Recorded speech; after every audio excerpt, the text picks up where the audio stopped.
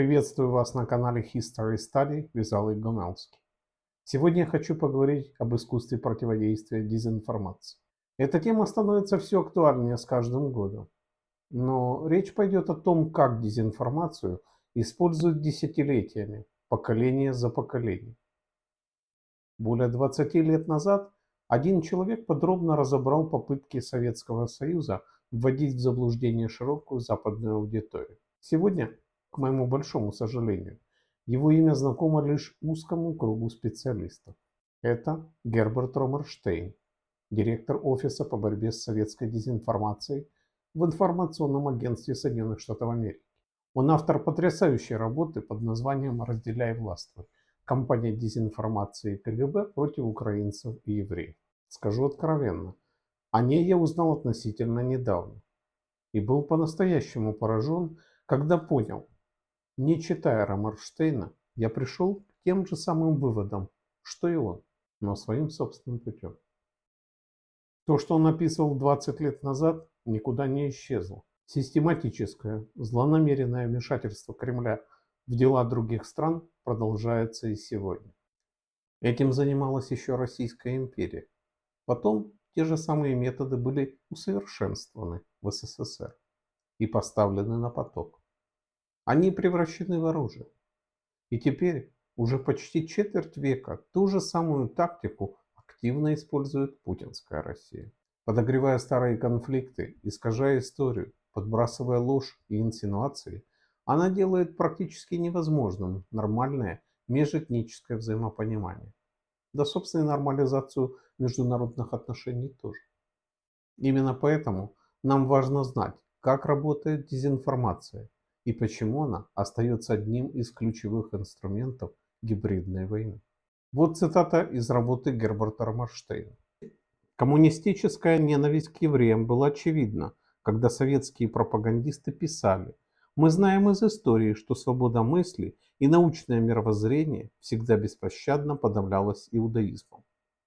Но для них было крайне важно поссорить евреев и украинцев на Западе, которые объединились, чтобы разоблачать советско-российский тоталитарный режим. Чтобы создать ложный образ СССР как миролюбивого, гуманного государства, в 1930-е годы советские власти организовывали пропагандистские туры по СССР для западных интеллектуалов. Они становились ведущими попутчиками Советского Союза. Я назову лишь некоторые из этих всемирно известных фигур. Драматург Джордж Бернард Шоу, экономисты и основатели Лондонской школы экономики и политических наук Сидни и Беатриса Уэбб, а также писатели Анри Барбюс и Ромен Ролан. Все они становились частью грандиозной советской пиар-машины, сами при этом того не понимая. И показательные слова Бернарда Шоу, сказанные им при отъезде из СССР. «Завтра я покидаю эту землю надежды и возвращаюсь в наши западные страны, страны отчаяния». Одновременно на Западе активно продвигалась просоветская и откровенно дезинформирующие публикации о Голодоморе, такие как тексты Уолтера Дюранти и других журналистов его типа. Речь идет об этой трагедии, ярком примере геноцида, искусственно организованного коммунистами голода 1932-1933 годов в восточной части тогдашней советской Украины. Например, Дюранти писал: «Отличный урожай, который вот-вот будет собран, показывает, что любые сообщения о голоде в России сегодня – преувеличение или злобная пропаганда». Да, тогда урожай был действительно хорошим, но, следуя принципу полуправды, Дюранти постыдно умолчал о том, что весь этот урожай был конфискован у крестьян и либо продан, либо уничтожен. Результат? Миллионы погибших от голода, случаи каннибализма и трупоедства в Европе в середине 20 века. В конце 30-х, накануне Второй мировой войны, советская пропаганда обвиняла Запад в стремлении развязать мировую войну и в отказе удовлетворить законные требования нацистской Германии. Победа над нацистами, я подчеркну, совместная победа с Западом, дала СССР колоссальные возможности для пропаганды и агитации в западном мире. СССР еще до 1945 года активно внедрял своих агентов и вербовал сторонников на Западе. Но после 8 мая 1945 года делать это стало гораздо проще и удобнее. Поговорим о советских суперагентах и шпионах. Вот лишь несколько примеров таких суперагентов. Так называемая Кембриджская пятерка. Филби, Бёрджесс, Маклин, Блант, Кернкросс. Группа высокопоставленных сотрудников Ми-6, Ми-5 и британского Foreign Office. Юлиус и Этель Розенберг, так называемые атомные шпионы в США, а также значительное число сотрудников Госдепартамента США, Министерства финансов, Управления стратегических служб ОСС и Белого дома. Архивы стран Варшавского договора показывают, что после Второй мировой войны в США действовало около 20 тысяч коммунистических шпионов, большинство из которых работали на Советский Союз. По мере того, как центр противостояния смещался из Европы в США, все больше шпионов направлялось в Америку. И к 80-м годам их число достигло примерно 100 тысяч. Если говорить о распространении дезинформации и влиянии СССР на Западе, о враждебной информационной деятельности, особый интерес представляет свидетельство Александра Орлова на слушаниях в Сенате США в сентябре 1957 года.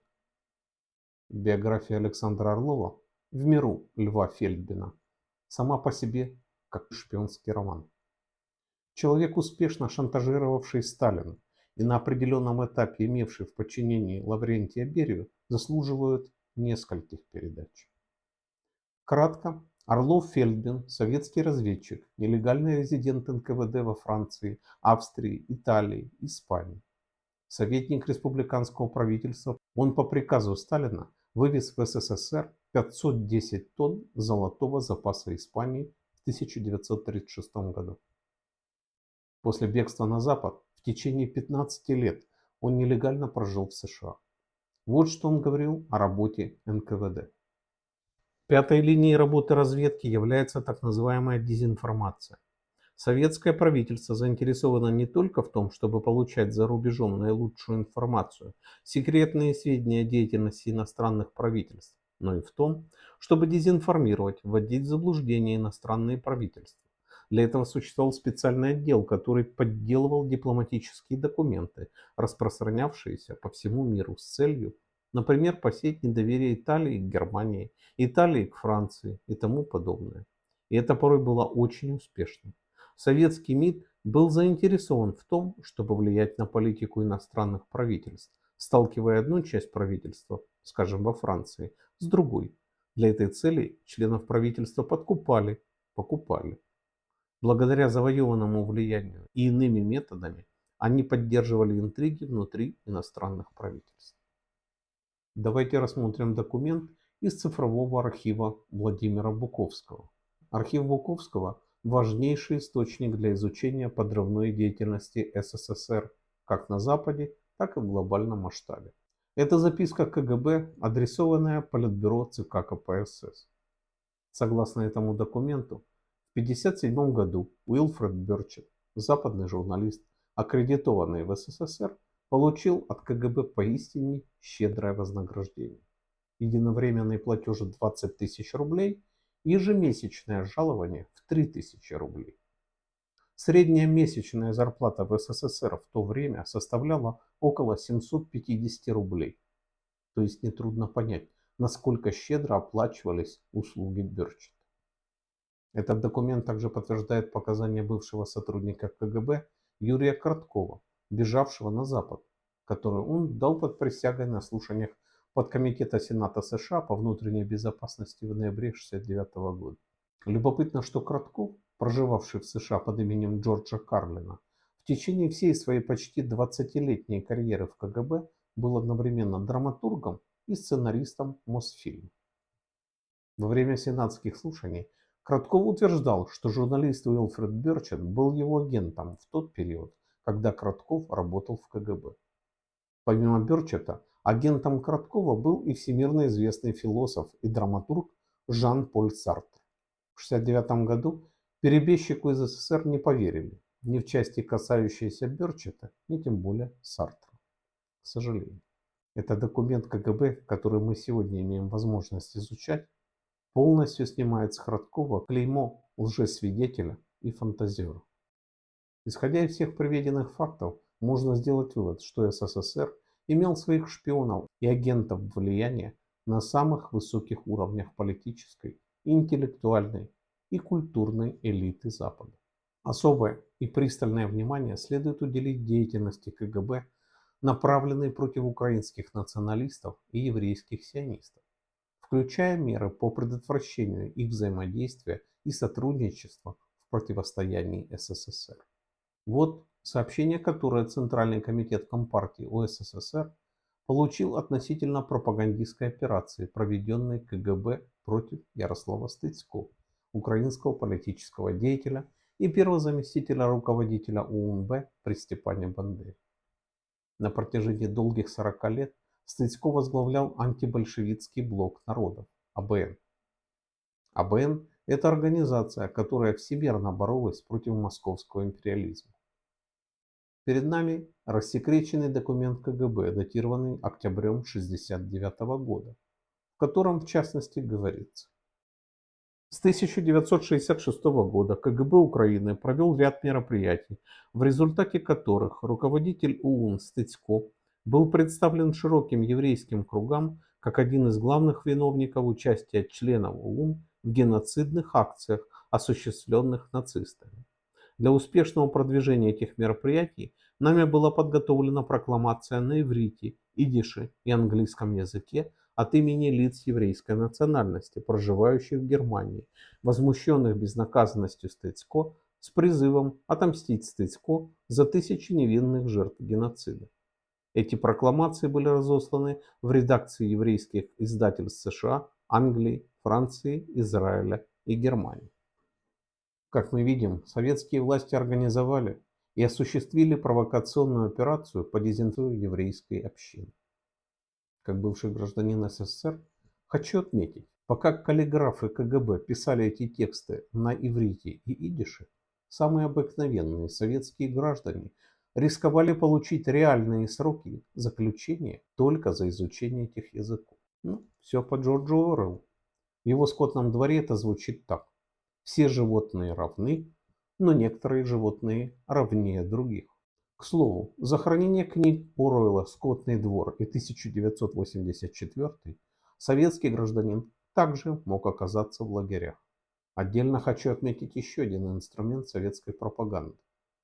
Советская пресса специализировалась на публикации карикатур на своих политических противников. Вот, например, выразительная карикатура на Ярослава Стецко. Давайте разберем ее подробнее. Слева изображен якобы Ярослав Стецко в нацистской форме на фоне концлагеря и крематория со свастикой, объединенной с украинским трезубом. Дата 1941. Справа 1977 год. Тот же самый Стецко, но уже в странном наряде, читающий какой-то свиток. Над ним звезда Давида и трезуб. Композиция – это смесь абсурда, откровенной лжи, искажения фактов и прямой фальсификации. Рассмотрим по пунктам. Абсурд заключается в нескольких вещах. Свастика изображена не нацистская, а буддийская, то есть повернутая в другую сторону.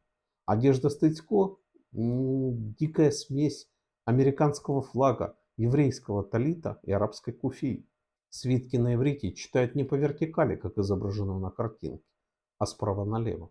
Ложь в том, что Стецко никогда не носил военную форму, тем более нацистскую, и не был антисемитом. Факты искажены, так как с 1941 по 1944 годы Стецко сам находился в нацистских тюрьмах и концлагерях. Приведенная над карикатурой цитата взята из так называемой биографии Стецко, которая сфабрикована КГБ. Более полный анализ этой фальшивки я привел в моем предыдущем видео о Ярославе Стецко. Абзац в вышеупомянутом документе КГБ от октября 1969 года будет особенно интересен для моих канадских зрителей. Нами была разослана прокламация от имени украинских националистов с призывом к независимости канадской провинции Манитоба.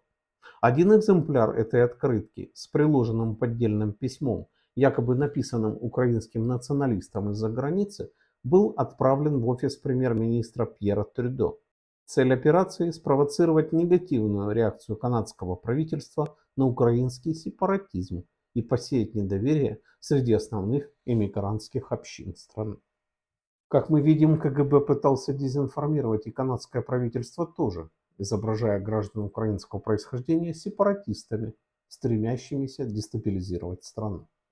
Причем это была не газетная утка, а поддельное письмо, выполненное под почерк конкретного человека. Классический пример конспирологических технологий. А вот еще один документ, показывающий методы проведения дезинформационных операций СССР на Западе. Это записка КГБ от декабря 1973 года.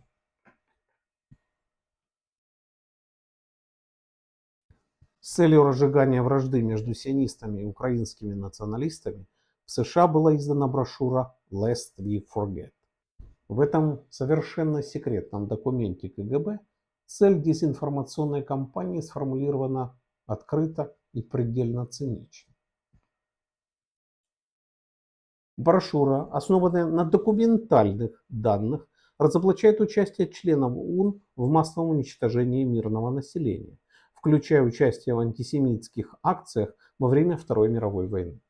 Автором и издателем брошюры был один из руководителей прогрессивной украинской организации Лига американских украинцев, который в последние годы посещал Украину и мог легитимно иметь доступ к материалам, использованным в брошюре. Для популяризации брошюры автор привлек одного из прогрессивных еврейских активистов из Нью-Йорка как соиздателя.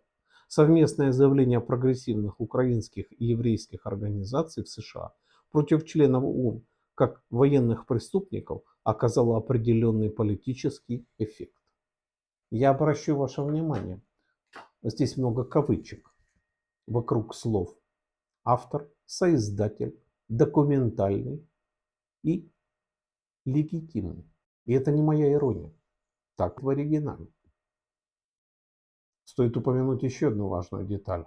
Та самая дезинформационная брошюра, которая упомянута в этом документе КГБ, до сих пор продается на Amazon и ряде других интернет-магазинов. То есть документ, созданный советской спецслужбой как инструмент вражды, продолжает жить своей жизнью и сегодня, отравляя украинско-еврейские отношения ложью, которая тянется уже десятилетия. Советская пресса и литература также были заполнены различными памфлетами против сионистов и украинских националистов. В одном из таких памфлетов пропаганда распространяла ложь о Степане Мудрике, кодовое имя Мечник. Он был заместителем командира УПА, узником нацистских концлагерей, с 1951 года руководителем разведки заграничных частей ОУН, главой Главного совета ОУН, вице-президентом Всемирного конгресса свободных украинцев. Как представитель УНБ он входил в руководящие структуры множества эмигрантских организаций и выполнял ключевые функции. При руководстве Ярослава Стецько и Василя Олескива он возглавлял организационно-кадровый отдел УНБ. То есть человек огромного масштаба с колоссальным опытом, влиянием и безупречной биографией. А вот как его описывала советская пропаганда. Бандеровец, бывший офицер гестапо, руки которого по локоть в крови советских людей. Это Степан Мудрик, один из руководителей украинских националистов. Чтобы разбирать и разоблачать советскую дезинформацию, я использую разные инструменты, включая, конечно, рассекреченные архивы КГБ, как своеобразный антидот той пропаганде, которую десятилетиями СССР вбрасывал в информационное пространство. И вот в случае Степана Мудрика я хочу привести цитату напрямую из рассекреченного отдела КГБ.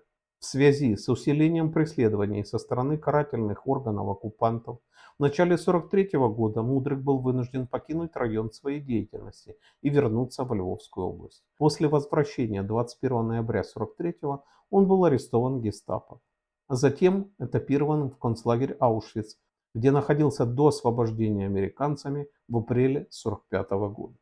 Поскольку этот документ КГБ о Мудрике имел гриф «совершенно секретно» и существовал в единственном экземпляре, пропагандистские публикации в СССР превратились в своего рода сито, через которое для советских читателей процеживали и навешивали идеологическую чушь, внушая, что Мудрик был не жертвой и узником нацистов, а офицером гестапо. Типичная логика советской системы. Чем дальше от правды, тем увереннее это подавалось. В середине 80-х годов советская кампания дезинформации против украинской диаспоры в Северной Америке и антисоветских украинских организаций вышла на новый этап. Об этом свидетельствует рассекреченный документ СБУ из архивов КГБ, датированный 18 октября 1985 года. В нем указывалось: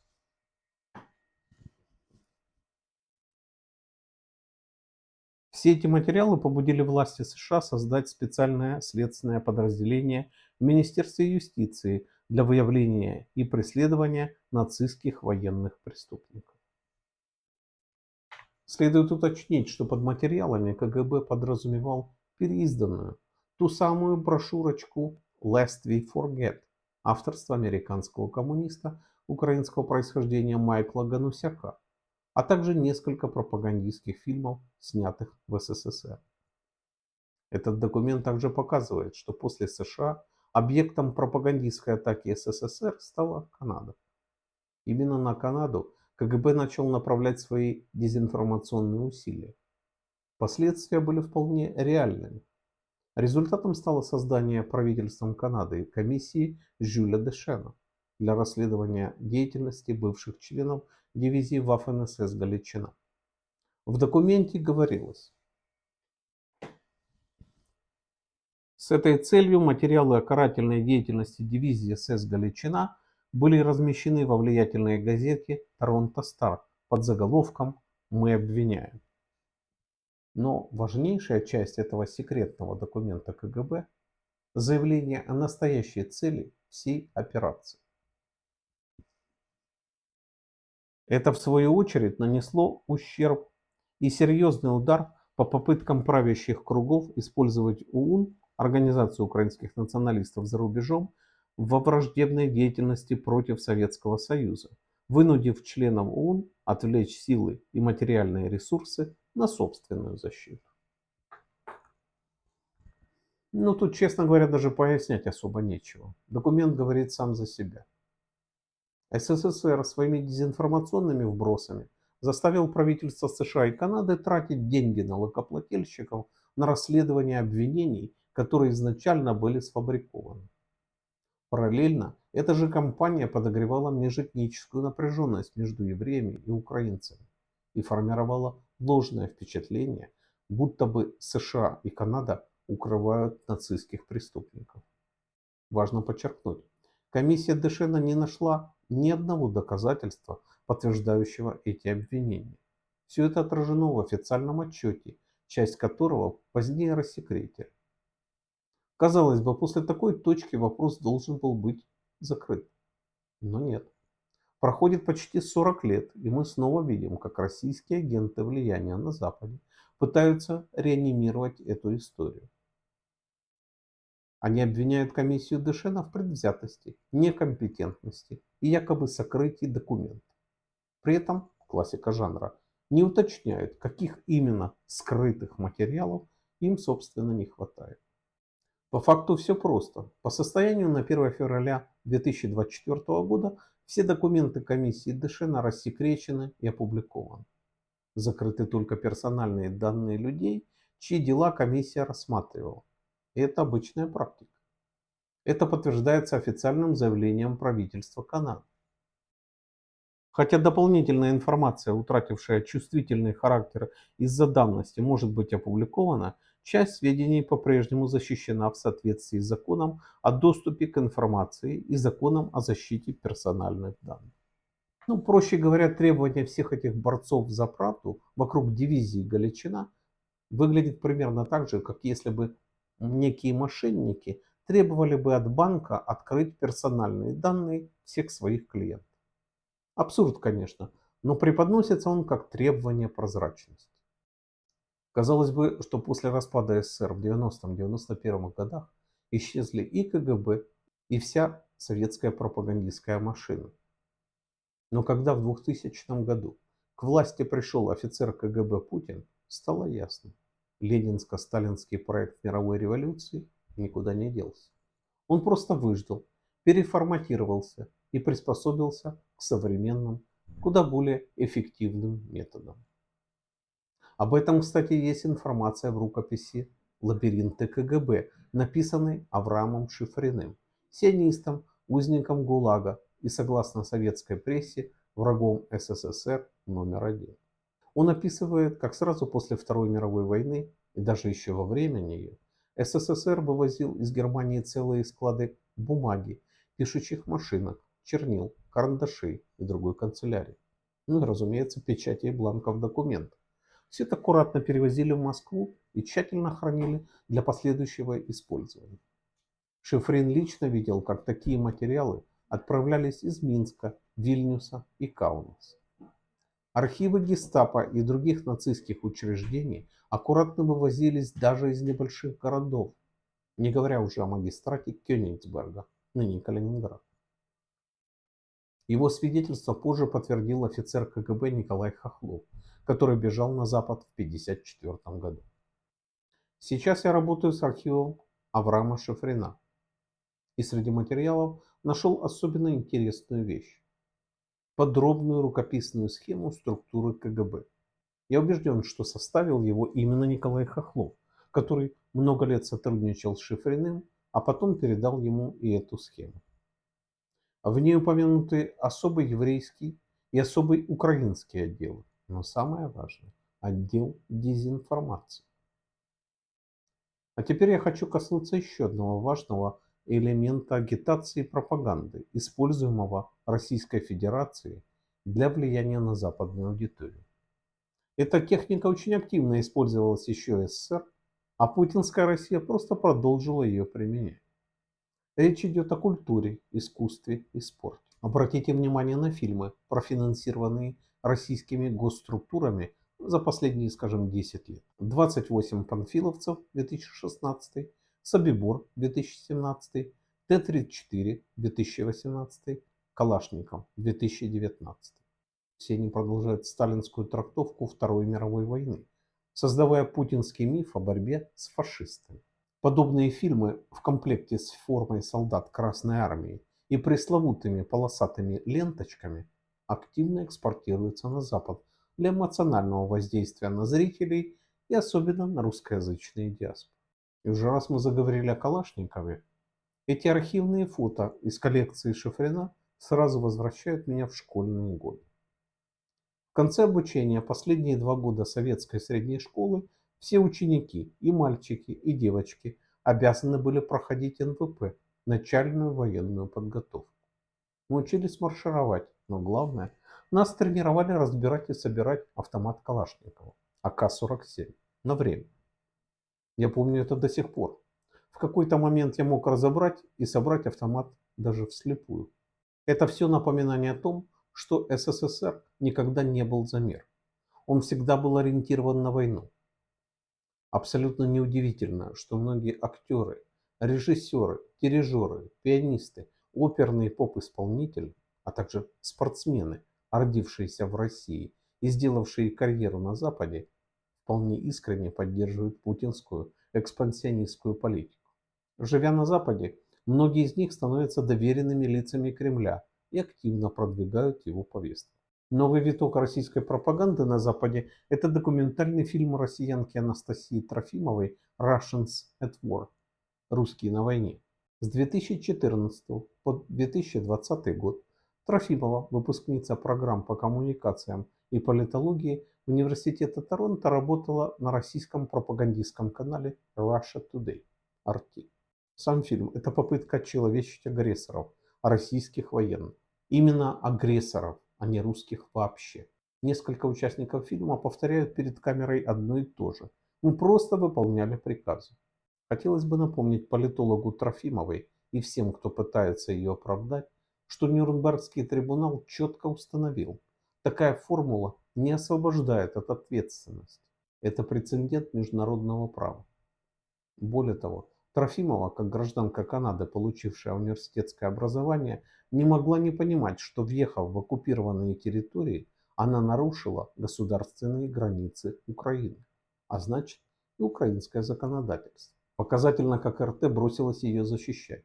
13 сентября 2024 года на сайте Russia Today вышел материал, в котором утверждалось, что фильм сняли с показа на Торонтском кинофестивале из-за антидемократических и насильственных протестов украинской диаспоры.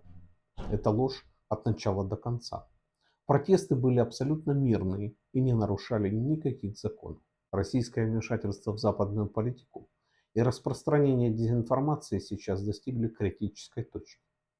Хочу обратить внимание на пресс-релиз Министерства юстиции США от 4 сентября 2024 года.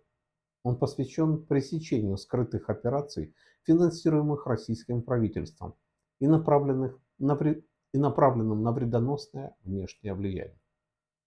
Эти операции были рассчитаны на американскую аудиторию и на ряд других стран. В частности, речь идет о захвате 32 интернет-доменов, которые использовались в рамках кампании иностранного вредоносного влияния Doppelganger. Это прямая операция, нарушавшая законодательство США. За ней стояли российские структуры: Social Design Agency, структура, National Technology структура и ANO Dialog. Все они действовали под контролем администрации президента России. Через эти домены они тайно распространяли кремлевскую пропаганду.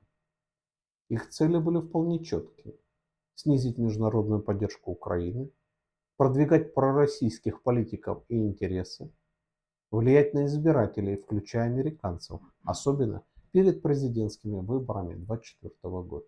Российское правительство и его прокси создают и продвигают скрытые операции, маскируя кремлевские материалы под публикации западных СМИ. Это фабрики фейков, рассчитанные на американское общество. И они работают именно потому, что пытаются выглядеть как местная надежная журналистика. Приведу цитату. Расширяющаяся сеть из более чем 60 веб-сайтов, выдающих себя за легитимные новостные организации, использующие обманные аккаунты в соцсетях для усиления контента этих фальшивых сайтов.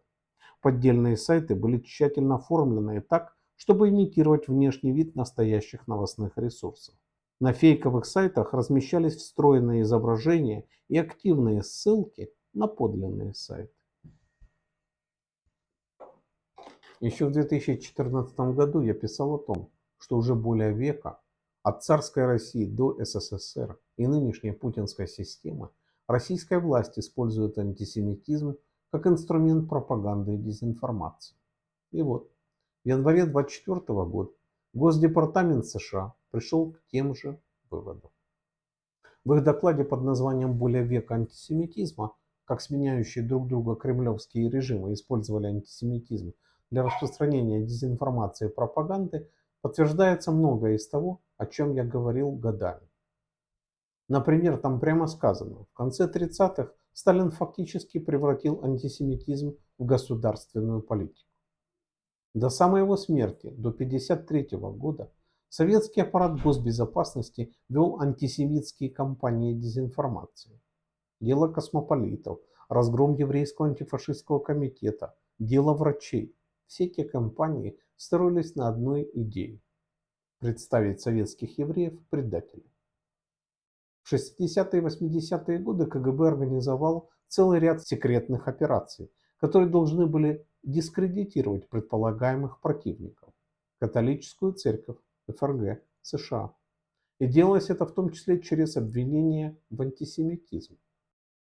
Эти усилия шли параллельно с операциями против сионистов и украинских националистов, о которых я уже рассказывал.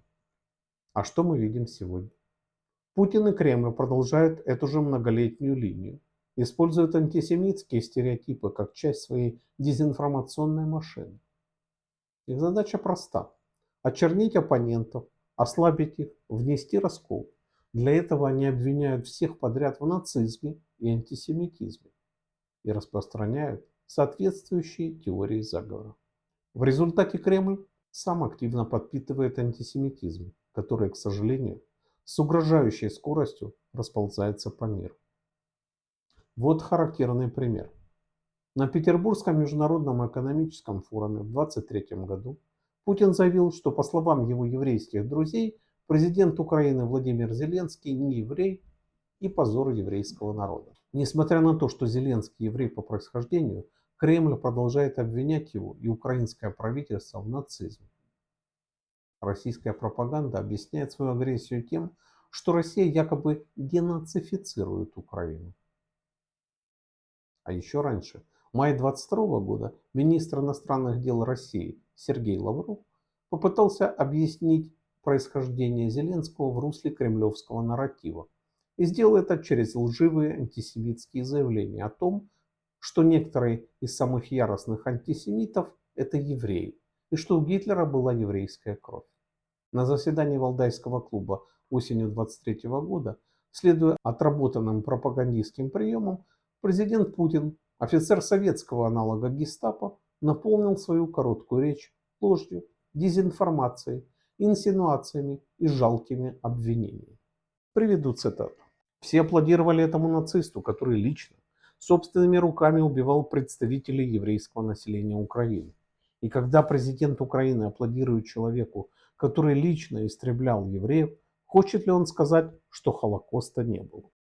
Путин имел в виду тут присутствие Ярослава Гуньки, бывшего солдата дивизии Waffen-СС Галичина, на торжественном заседании парламента Канады во время визита президента Украины Владимира Зеленского.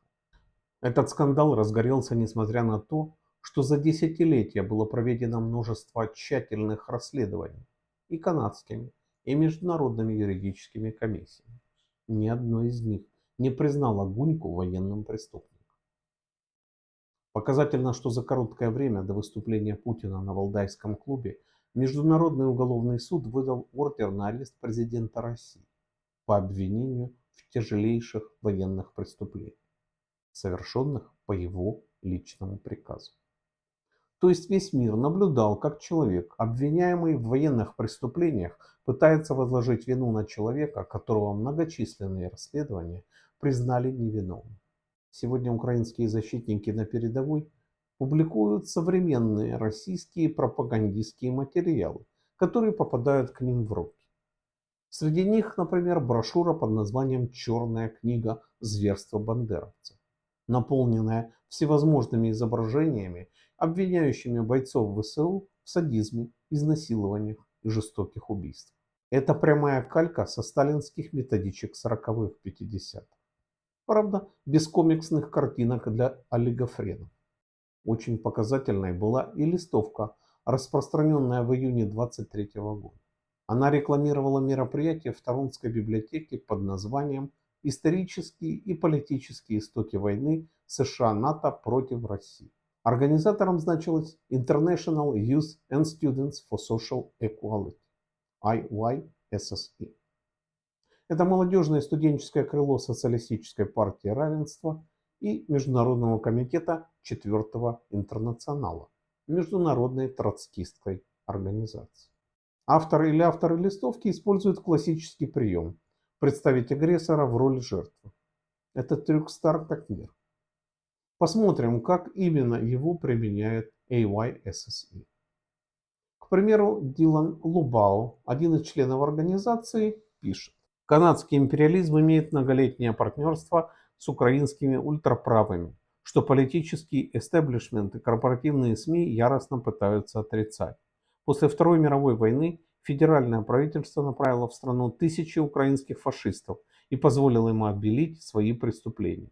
Среди них сотрудничество с нацистами в проведении массового истребления 6 миллионов европейских евреев в Холокосте. Интересно, кого именно идеологи AYSSE имеют в виду, когда так неопределенно говорят об украинских ультраправых? Тысячи украинских фашистов, направленных в Канаду. Это очевидная фальсификация, созданная КГБ СССР и его агентурой влияния, которая распространяла этот тезис через массовые медиа на Запад. Отрадно, конечно, что троцкисты хотя бы вспоминают о геноциде европейских евреев во время Шоа.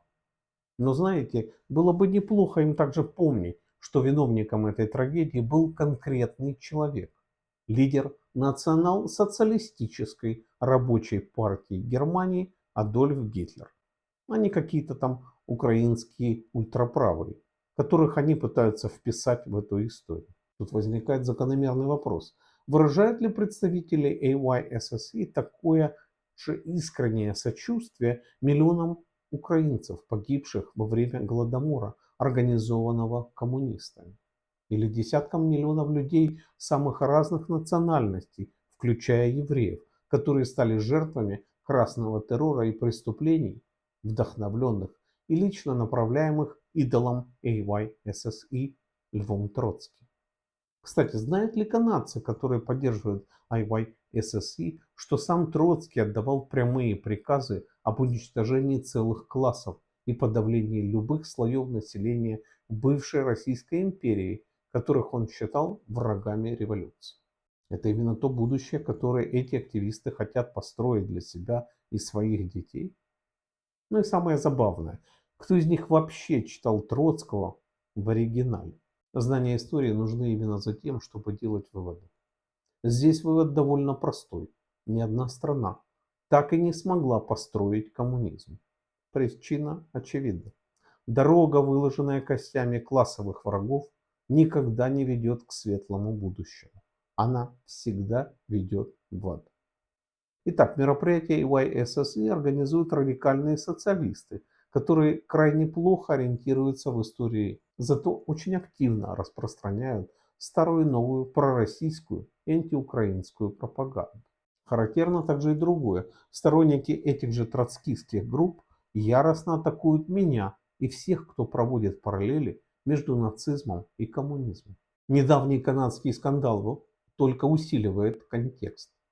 В октябре 2024 года парламентский комитет по нацбезопасности и обороне провел слушание о влиянии российской дезинформации в Канаде.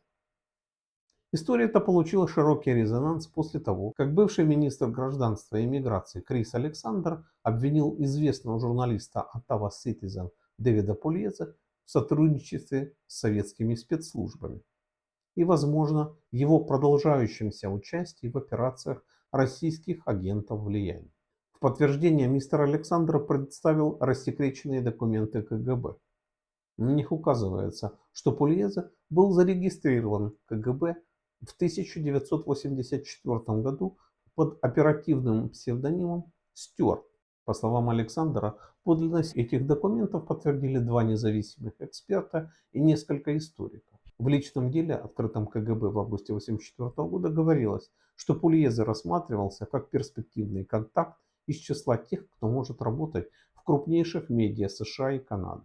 Его описывали как человека с леволиберальными взглядами, лояльного к советской политике, и поручали куратору установить с ним отношения. КГБ также интересовался, есть ли у объекта связи среди канадских чиновников, журналистов, активистов, политиков и бизнесменов. Сам Пулеза, разумеется, все отрицал, а журналисты и критики империализма сразу же бросились на его защиту. Замечу, что именно моя работа по разоблачению советских и российских методов дезинформации и попыток переписать историю привела к тому, что в марте 2024 года Россия внесла меня в свой санкционный список, включая персональный запрет на въезд. Ну что ж, придется теперь как-то жить без доступа к мумии Ленина и могиле Сталина на Красной площади. Потеря, конечно. Ну а если без шуток, то тут есть одна важная закономерность. В российские санкционные списки стабильно попадают те, кто прямо противостоит историческим манипуляциям Кремля. Люди, которые разбирают по косточкам советскую и российскую дезинформацию, показывают реальные документы, поднимают архивы и рассказывают правду о преступлениях советского режима, почему-то именно они, врагами России, становятся быстрее всех. Совпадение? Едва ли. И в завершение я хочу подчеркнуть, все, что было показано сегодня, факты, рассекреченные документы, свидетельства, анализ, направлено на одно – не дать современной России разрушать историческую память, дезориентировать западную аудиторию и подрывать доверие к демократическим институтам.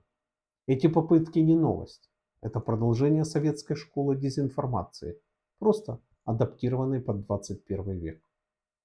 И каждый, кто сопротивляется этому искажению, немедленно оказывается под давлением. А российские чиновники начинают поливать грязью, атаковать в медиа, запускать кампании клеветы. И все для того, чтобы дискредитировать тех, кто мешает распространять их нарративы. Путин-ленд работает по методичке, написанной еще в начале Холодной войны. И эта методичка стара как мир. Принципы простые и неизменные. Обвинить противника в том, что делаешь сам, разжечь вражду, посеять раскол и, конечно, старое доброе «разделяй и властвуй». Не случайно Герберт Романштейн так и назвал свое блестящее исследование о советских дезинформационных кампаниях «Divide and Conquer» – «разделяй и властвуй». Это точнейшая формула происходящего и тогда, и сейчас. Спасибо вам за внимание.